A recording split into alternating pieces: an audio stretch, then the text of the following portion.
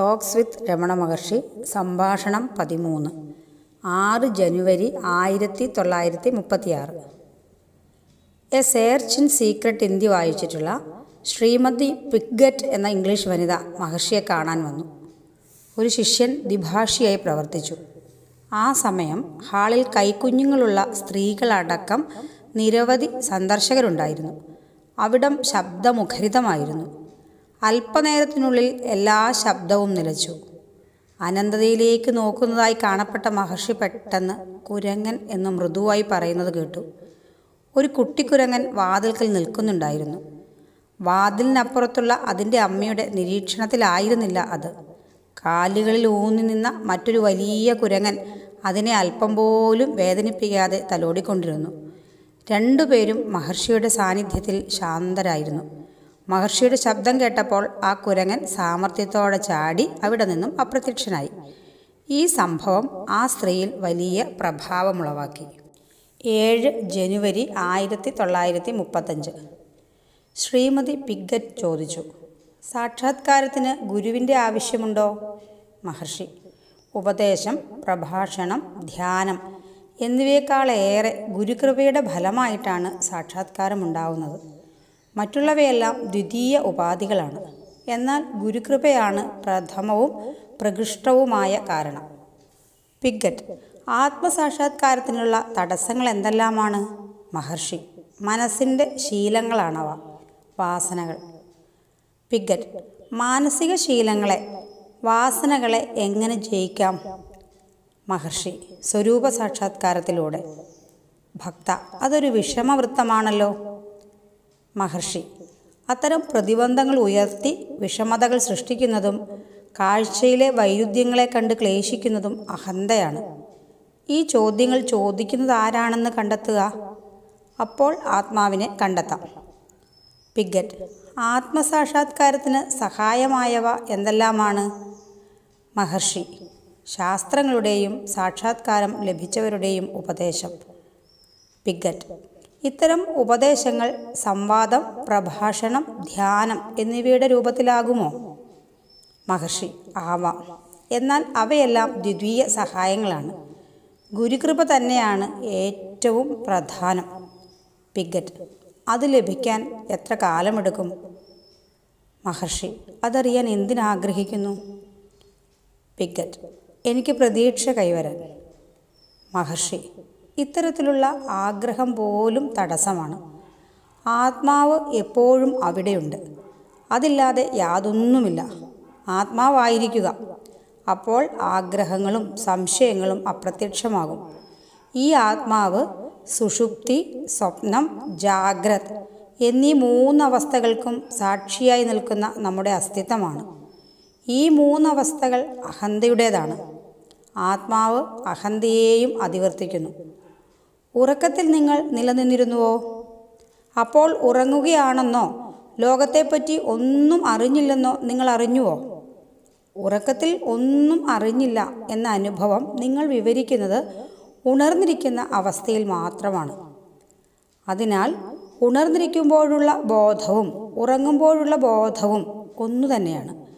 ഉണർന്നിരിക്കുമ്പോഴുള്ള ബോധത്തെ അറിയാൻ കഴിഞ്ഞാൽ ഈ 3 അവസ്ഥകളുടെയും സാക്ഷിയായ ബോധത്തെ അറിയാൻ സാധിക്കും. സുഷുപ്തിയിൽ നിങ്ങളുടെ ബോധം എങ്ങനെയായിരുന്നു എന്ന് നിങ്ങൾ അന്വേഷിച്ച് കണ്ടെത്തിയാൽ ബോധത്തെ അറിയാൻ സാധിക്കും. പിഗ്ഗറ്റ്: അപ്പോൾ ഞാൻ ഉറങ്ങിപ്പോകും. മഹർഷി: അതുകൊണ്ട് ദോഷമില്ല. പിഗ്ഗറ്റ്: അതൊരു ശൂന്യമാണ്. മഹർഷി: ആർക്കാണ് ശൂന്യതയുണ്ടാകുന്നത്? അത് കണ്ടെത്തുക. ഒരു കാലത്തും നിങ്ങളെ തന്നെ നിങ്ങൾക്ക് നിരാകരിക്കാനാവില്ല. ആത്മാവ് എപ്പോഴും അവിടെയുണ്ട്. എല്ലാ അവസ്ഥകളിലും അത് നിലനിൽക്കുന്നു. പിഗ്ഗറ്റ്: ഞാൻ ഉറക്കത്തിൽ എന്ന പോലെ, എന്നാൽ അതേസമയം ജാഗ്രതയോടെ ഇരിക്കണോ? മഹർഷി: അതെ, ജാഗ്രതയോടെ ഇരിക്കുന്നത് ഉണർന്നിരിക്കുന്ന അവസ്ഥയാണ്. അതുകൊണ്ടത് ഉറക്കമല്ല, ഉറക്കമില്ലാത്ത ഉറക്കമാണ്. ചിന്തയുടെ പുറകെ സഞ്ചരിക്കാൻ തുടങ്ങിയാൽ അവ വളരെ ദൂരേക്ക് നിങ്ങളെയും വഹിച്ചുകൊണ്ടു പോകും. അന്തമില്ലാത്ത ഒരു കുരുക്കിൽപ്പെട്ടിരിക്കുന്നതായി നിങ്ങളെ തന്നെ നിങ്ങൾ പിന്നീട് കണ്ടെത്തുകയും ചെയ്യും. പിഗ്ഗറ്റ്: അങ്ങനെയെങ്കിൽ ഞാൻ എൻ്റെ ചിന്തകളുടെ സ്രോതസ്സ് തേടി പോകേണ്ടതുണ്ടോ? മഹർഷി: അതുതന്നെയാണ് വേണ്ടത്. അങ്ങനെ ചെയ്താൽ ചിന്തകൾ അപ്രത്യക്ഷമാകും. പിന്നെ ആത്മാവ് മാത്രം അവശേഷിക്കും. വാസ്തവത്തിൽ ആത്മാവിന് അകവും പുറവുമില്ല. അവയെല്ലാം തന്നെ അഹന്തയുടെ വിക്ഷേപങ്ങൾ മാത്രമാണ്. ആത്മാവ് ശുദ്ധവും ഏകവുമാണ്. പിഗറ്റ്: ഇത് ബുദ്ധിപരമായി മാത്രമേ മനസ്സിലാക്കാൻ സാധിക്കുന്നുള്ളൂ. ബുദ്ധി സാക്ഷാത്കാരത്തിന് സഹായകമാണോ? മഹർഷി: അതെ, ഒരു ഘട്ടം വരെ മാത്രം. എന്നിരുന്നാലും ആത്മാവ് ബുദ്ധിയെ അതിവർത്തിക്കുന്നു എന്ന് തിരിച്ചറിയുക. ആത്മാവിലെത്താൻ ബുദ്ധിയും സ്വയമേവ മാഞ്ഞു പോകണം. പിഗറ്റ്: എൻ്റെ സാക്ഷാത്കാരം മറ്റുള്ളവർക്ക് സഹായകമാണോ? മഹർഷി: അതെ, തീർച്ചയായും. അതാണ് നമുക്ക് ചെയ്യാൻ കഴിയുന്ന ഏറ്റവും വലിയ സഹായം. പക്ഷെ അവിടെ നാം സഹായിക്കേണ്ടവരായി വേറെ ആരുമില്ല. എപ്രകാരമാണോ ഒരു സ്വർണ്ണപ്പണിക്കാരൻ വിവിധ ആഭരണങ്ങളിലുള്ള സ്വർണത്തെ മാത്രം കാണുന്നത്, അതുപോലെയാണ് ജ്ഞാനിയും ആത്മാവിനെ മാത്രം കാണുന്നത്. നിങ്ങൾ ശരീരമാണെന്ന് താതാത്മ്യപ്പെട്ടിരിക്കുമ്പോൾ അവിടെ നാമരൂപങ്ങൾ മാത്രമേ ഉള്ളൂ. എന്നാൽ നിങ്ങൾ ശരീരത്തെ അതിവർത്തിക്കുമ്പോൾ നിങ്ങളുടെ ശരീരബോധത്തോട് ചേർന്നുള്ള മറ്റുള്ളവയെല്ലാം അപ്രത്യക്ഷമാകുന്നു. പിഗറ്റ്: ചെടികൾ, മരങ്ങൾ തുടങ്ങിയവയുടെ കാര്യവും ഇങ്ങനെയാണോ? മഹർഷി: ആത്മാവിൽ നിന്ന് വേറിട്ടാണോ അവയെല്ലാം നിലനിൽക്കുന്നത്? അത് കണ്ടെത്തുക. അവയെ കാണുന്നു എന്ന് നിങ്ങൾ വിചാരിക്കുന്നു. ആ ചിന്ത നിങ്ങളുടെ ആത്മാവിൽ നിന്നും വിക്ഷേപിക്കപ്പെടുന്നതാണ്. അത് ഉദിക്കുന്നത് എവിടെ നിന്നാണെന്ന് കണ്ടെത്തുക. അപ്പോൾ ചിന്തകൾ ഉദിക്കാതെയാവുകയും ആത്മാവ് മാത്രം ശേഷിക്കുകയും ചെയ്യും. പിഗറ്റ്: എനിക്കിത് സിദ്ധാന്തപരമായി മനസ്സിലാവുന്നുണ്ട്. എങ്കിലും അവയെല്ലാം അവിടെ തന്നെയുണ്ട്. മഹർഷി: ശരി. അതൊരു സിനിമാ പ്രദർശനം പോലെയാണ്. തിരശീലയിൽ വെളിച്ചം വീഴുന്നുണ്ട്. കാണികളെ രസിപ്പിക്കാനായി ഏതോ കഥയിലെ സംഭവങ്ങൾ നിഴലുകളായി അതിൽ മിന്നിമറഞ്ഞുകൊണ്ടിരിക്കുകയാണ്. അതേ സിനിമയിൽ അത് കണ്ടുകൊണ്ടിരിക്കുന്ന പ്രേക്ഷകരെയും കാണിക്കുന്നു എന്ന് വിചാരിക്കുക. അപ്പോൾ കാഴ്ചക്കാരനും കാഴ്ചയുമെല്ലാം തിരശീല മാത്രമാവും. ഈ ഉദാഹരണം നിങ്ങളിൽ തന്നെ പ്രയോഗിക്കുക. നിങ്ങളാണ് തിരശീല. ആത്മാവ് അഹന്തയെ സൃഷ്ടിച്ചിരിക്കുന്നു. അഹന്തയുടെ സൃഷ്ടിയായ ചിന്തകൾ ഈ ലോകമായി നിങ്ങളിപ്പോൾ ചോദിച്ച മരങ്ങൾ, ചെടികൾ മുതലായവയായും വെളിപ്പെട്ടിരിക്കുന്നു. വാസ്തവത്തിൽ ഇവയെല്ലാം ആത്മാവല്ലാതെ മറ്റൊന്നുമല്ല. നിങ്ങൾ ആത്മാവിനെ ദർശിച്ചാൽ എല്ലായിടത്തും എപ്പോഴും ആത്മാവ് മാത്രമേ കാണപ്പെടുകയുള്ളൂ. ആത്മാവല്ലാതെ മറ്റൊന്നും തന്നെയില്ല.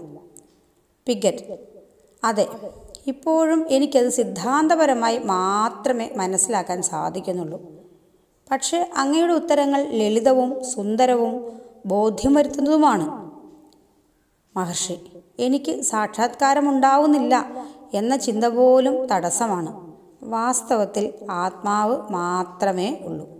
അരുണാചല ശിവ അരുണാചല ശിവ അരുണാചല ശിവ അരുണാചല അരുണാചല ശിവ